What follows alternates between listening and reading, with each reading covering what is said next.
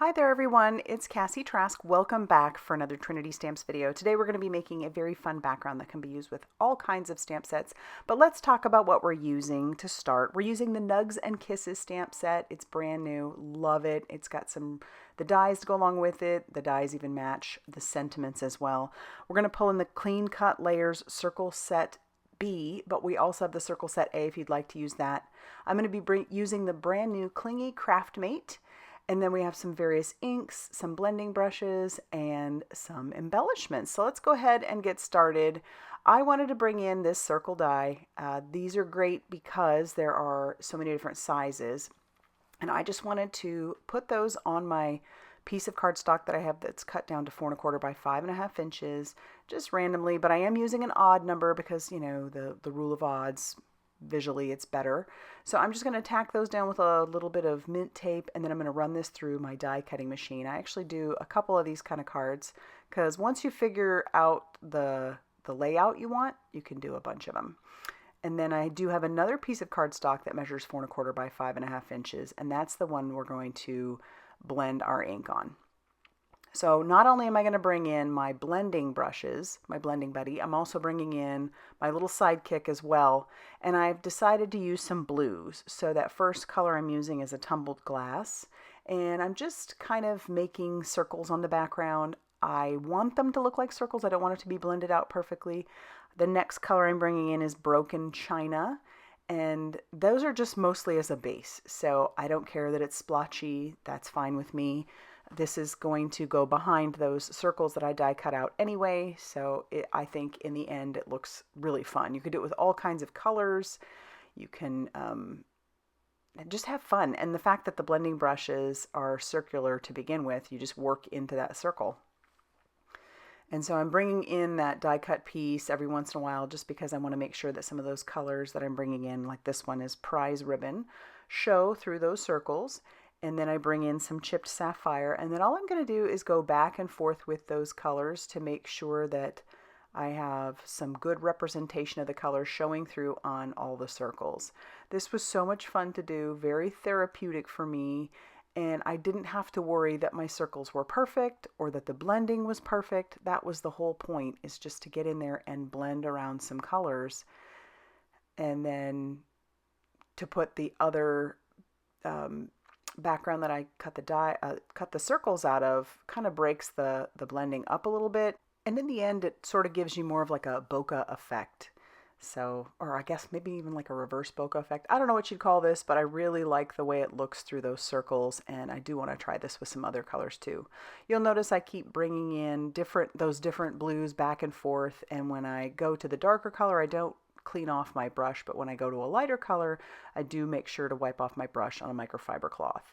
These brushes are pretty easy to clean off, but I do have designated brushes for the different colors. So, and I don't know, I just like to have that. I'm not great at always cleaning my brushes, but Trinity Stamps has a new scrubby cup that may help me be a little bit more clean with my blending brushes. So that is always a great idea. All right, so I'm just going to keep kind of going back and forth, as you can tell, and bringing in that other background just to make sure that I have the look that I'm going for. I really like how this ends up turning out. And I do make another one. It was so fun to do. Like I said, I want to do some other color combos and see how those turn out as well. Now, to adhere the panel down to the background that I just made, I do decide to bring in some thin 3D foam squares. These are obviously much thinner, I mean it says it in the name, than regular foam squares that are probably good for shakers and whatnot. I didn't want this to be a shaker, although this could very easily be a shaker if you wanted it to be.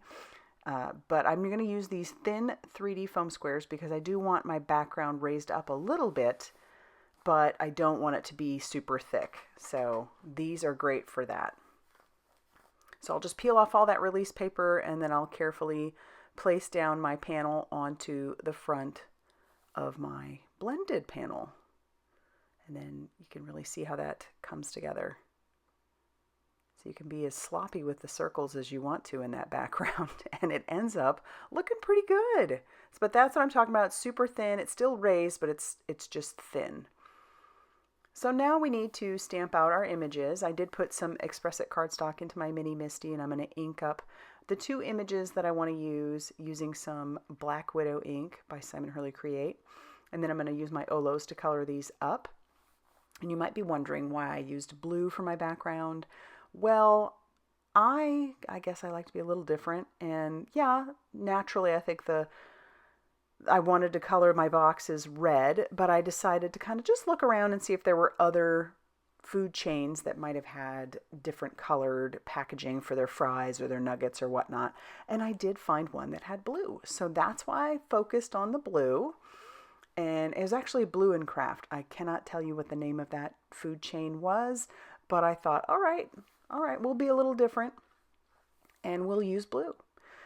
To color my nuggets, I did use some yellow, orange, and some orange. And then for our fries, we just go to the yellow, orange. And I've put those colors up on the screen for you, and just adding a little bit of shadowing and shading where I think it would look good. And then here's the blue I'm going to bring in for the packaging. It seems a little odd to use blue and not red, but I like how it turned out. And it's different, so it's different. Definitely wanted to do a little bit of that. So we're bringing in some shadowing and shading there as well and blending that out, adding a little bit more color. Then we'll move on to our fry box. I just love how these little characters have arms and legs. It's just so fun. And then here we'll add a little bit of like a craft color to the side of the box. And then we can color up our fries. Once again, I'm going to use just yellow, orange for those. And just adding tiny bits of shadowing and shading. But the stamps themselves are fairly detailed, so you don't have to go too crazy with your shadowing and shading if you didn't want to. So now that we're done with all of our coloring, we'll bring in the matching dies to go along with it. I do love, and I say this every time, that Trinity Stamps has dies for their sentiments also. And it's not just like a strip, although you could just easily cut those out if you wanted to have them be on like a straight rectangle. I love that these go around each of the words, and we'll use that as well.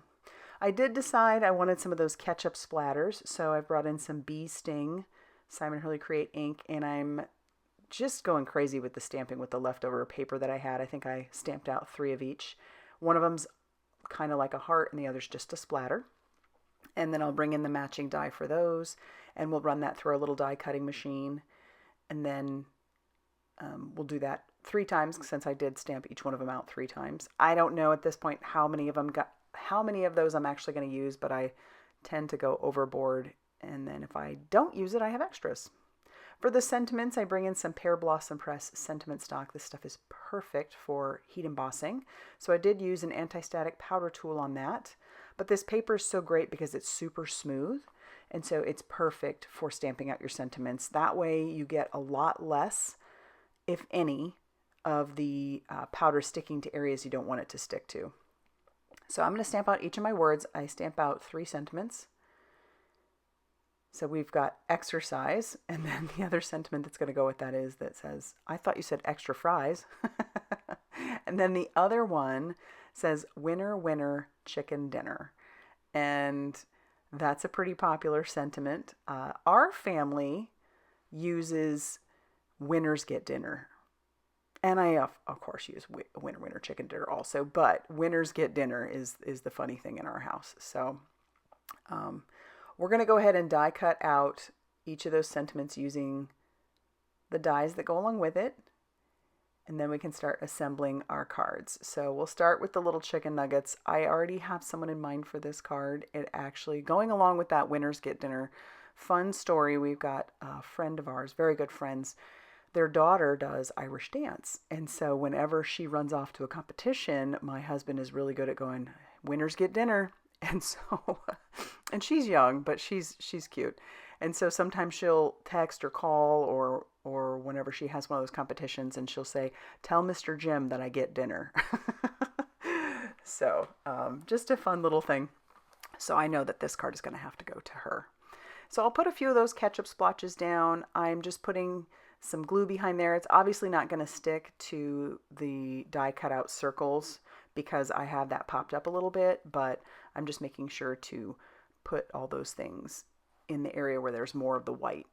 And then we do have our base, which measures 5.5 inches by 8.5 inches and is scored at 4.25. So we'll go ahead and attach our panel down to the front of that.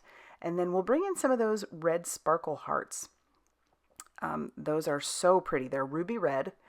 And there's different sizes, which has me so excited. So I have been using the heck out of these. And so I've just put them down using my pickup stick and some liquid glue, and was pretty generous with them. And so there you go. I finished off 2 cards, took no time, and it was so much fun. I hope this background inspires you to kind of try your own hand at it. If you like this video, be sure to hit that like button. Definitely consider subscribing if you haven't already done so. And as always, big thanks for sticking around, watching my videos, using my affiliate links. All those things do keep me producing videos, and I really appreciate you. So thank you, and I will see you very soon in another video. Bye, everybody.